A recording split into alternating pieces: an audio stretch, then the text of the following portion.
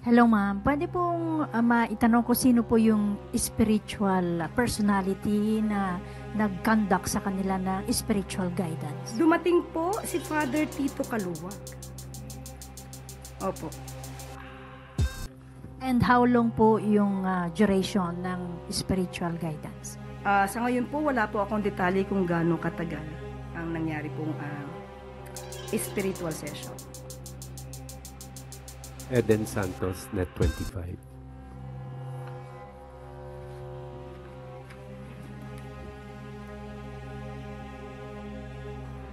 Good morning po, Yusek. Binatikos po ni dating presidential spokesperson Attorney Harry Roque yung anyay lantarang katiwalian ng mga Marcos sa gitna po ng investigasyon ng Hong Kong sa umano'y gold-linked money laundering activities.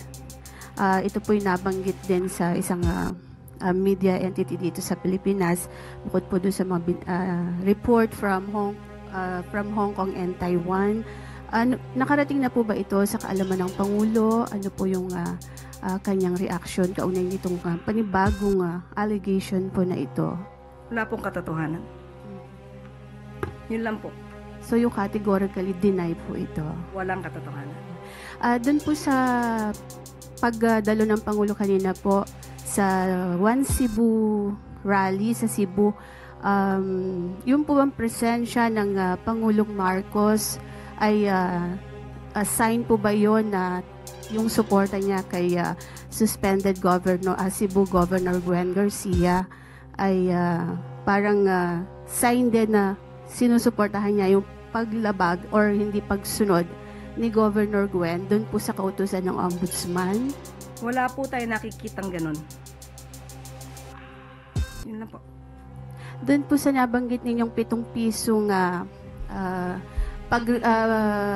baba ng Duterte administration, pwede po ba ninyong i-clarify yun kung talagang 7 piso, gagawin 7 piso kada Grabe kilo yung magdanong bigas ito si that time? ate, oh. Or yung sinasabi po ng dating Pangulo na reduce o bawasan lang ng 7 piso yung presyo po ng bigas. Nasa news na po yan.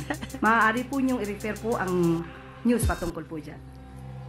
So, malinaw po na reduce po yung nabanggit. Pero kayo sabi ninyo sa inyong vlog po ba yun, whatever, yung 7 piso, sabi niyo, pangako 7 piso at parang sort of... Ang kulit na talaga nito, ma'am. Pwede po malinawin lang natin yun para hindi naman na pagmula ng fake news. Sa vlog po ba? Nakita na panood po sa... Hindi po yata yun nabanggit sa press briefing.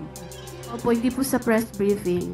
Oh, sa vlog, sa vlog. You're talking na pinapakita niyo pa yung SONA something ni PRRD. Para lang po magkaroon ng sa halip Hindi na... po yun pahayag ng Pangulo. Nandito po tayo sa ating press briefing para i-hear po ang direktiba, announcements ng palasyo. Hindi po patungkol sa aking pag-vlog. Lubog doon si Ate Hindi pa Claire. naman ko lang po yung vlog, Yusek, para lang po hindi Then, pasensya na po, hindi po ako makakasagot ng anumang sinabi ko outside from this press briefing. Kung ano man ang aking naging opinion personal, Fake news yun. pag-usapan natin sa labas at hindi dito po. Kasi po parang makaka-apekto rin po dun sa mga ng Pangulo na medyo iba yung Opo, nababanggit. Ms. Eden, kung ano po ang inyong pakay patungkol po dito, inuulit ko po. Pikon na, pikon na. Pag-vlog ay wala pong kinalaman ang palasyo, ang Pangulo at ang gobyerno. Let's move on. Thank you.